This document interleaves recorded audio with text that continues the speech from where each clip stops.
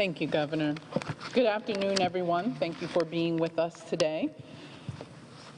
To get started with data, as the Governor shared, we are continuing to see elevated data in almost everything we track when it comes to COVID-19.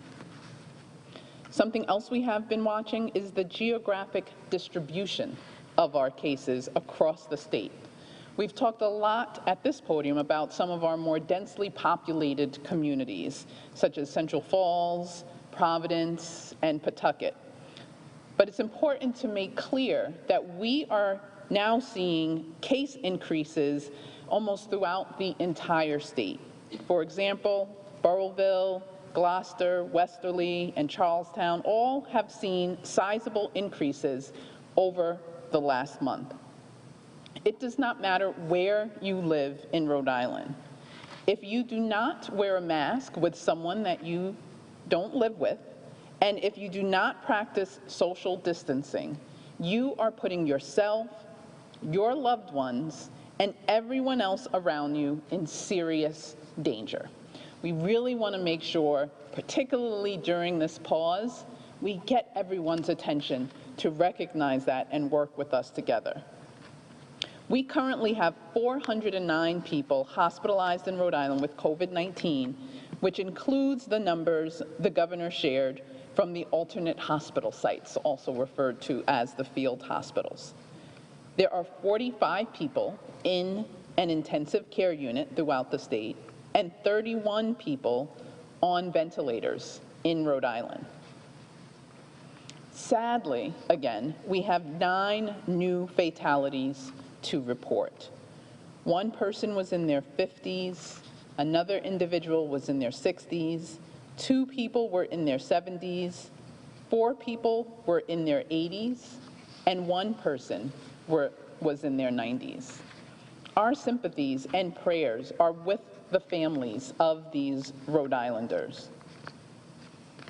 Early on in the pandemic, the majority of our fatalities were associated with congregate settings, such as nursing homes. Now, we have seen increases in fatalities among people not in congregate settings. Again, COVID-19 is affecting every demographic throughout the state. The changes that you do in behavior will have an impact on you and your loved ones and those around you. Switching gears, I want to echo the Governor and encourage people to take advantage of the testing capacity that is available in the state. We're continuing our SOS testing strategy and really expanding the availability for people who have symptoms in our outbreak response, as well as testing for asymptomatic people. Please take advantage of the testing site at the Dunkin' Donuts Center. The Binax Now rapid point-of-care tests that are used there are fast and they are easy. That's how our testing has evolved. We want everyone to know about it and to be able to take advantage of it. I actually just had a Binax Now test done today and had my negative result available to me within the 15-minute time frame that it can occur. And so I want to just show you how simple this can be. When you go to get tested, there's very minimal equipment and instruments that are required. The packet that is in place has a card which opens up, and it's quite simple. You open that card, and it will be laid on a flat surface where you will be tested. There are 2 holes in the card that are present. At the testing site, they will be dropping some of the liquid that is needed to run the test into the top hole, 6 easy drops that are there to be able to do the chemical analysis of the test. And then you will be taking the swab that is available for you. Sometimes people can self-swab. How easy this is. Swab each nostril, and use that to collect the specimen. Very quick, it's simple, it's not as challenging as the swabs early on where there were nasal pharyngeal swabs that went far back into the nose. This is not as uncomfortable, it's quite simple. And that swab will be placed into the card and into the packet. It will be pressed in and then easily turned 3 times clockwise. These are the simple steps that will take place. An adhesive will be removed, the card will be closed, and it will be laid on a flat surface and monitored for that 15-minute time frame. I brought one from what I used earlier today that has the easy demarcation of the negative result. And that is what we are looking to really expand now throughout the state and want to encourage everyone to go get tested regularly. It is easy, it is available, and it is important. It's what will be used to help determine how to support you best in isolating and in informing contacts about quarantining. For people who have symptoms and have a negative BinaxNOW rapid test, we are recommending and will be making available getting a second PCR test to help confirm. We want to strongly encourage this easy, rapidly available mechanism for getting tested frequently and easily. I'll say that again.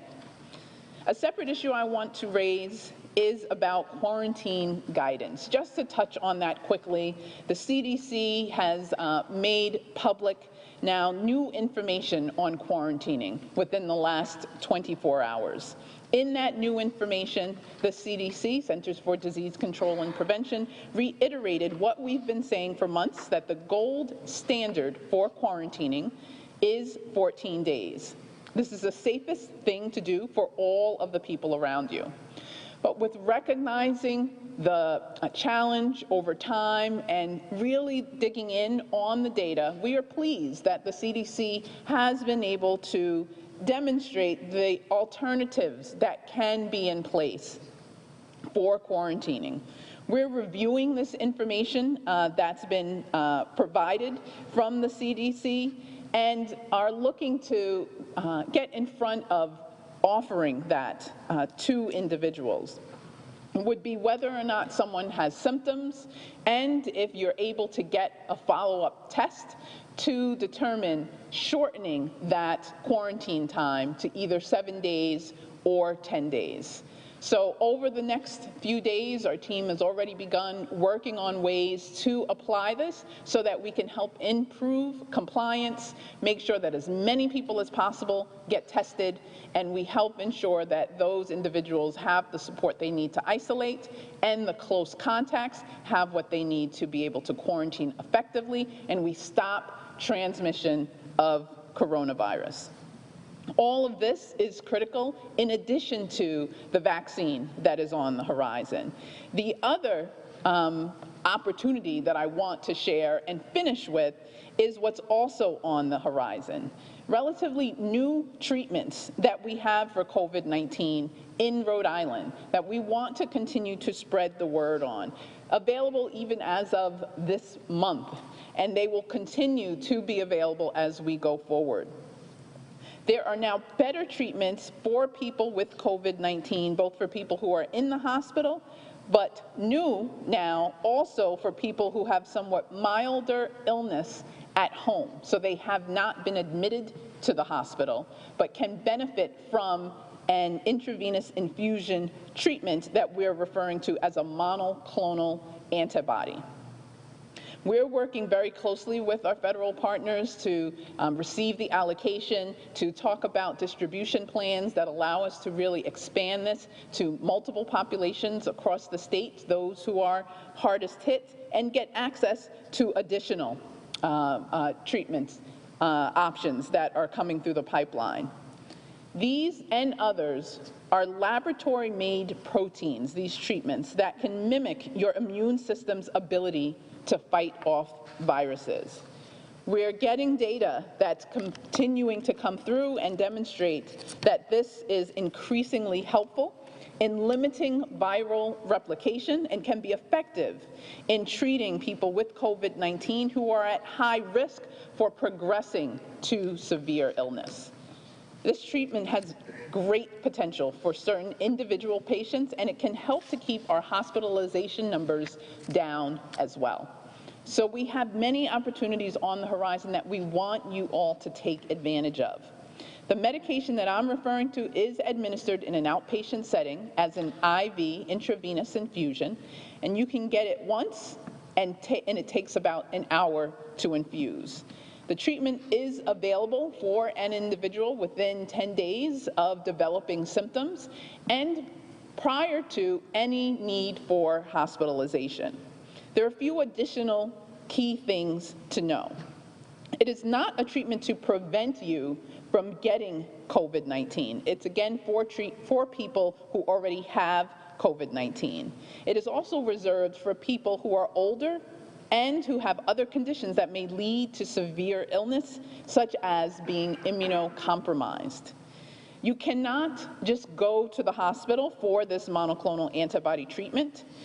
You must work with your primary care provider for this treatment, so if you think that it's right for you, please do that. But we're also communicating with doctors throughout the state. We had a call with hundreds of them yesterday so that we can coordinate this treatment with them for you as their patients.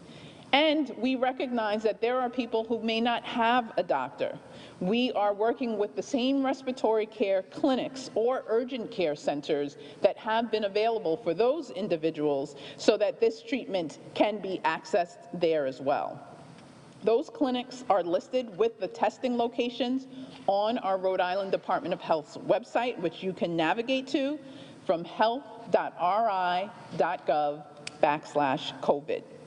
The sooner you start this treatment, the more effective it is. You want to start it as soon as possible after a positive test for COVID-19. So I'll just finish with saying we know our vaccines are on the horizon.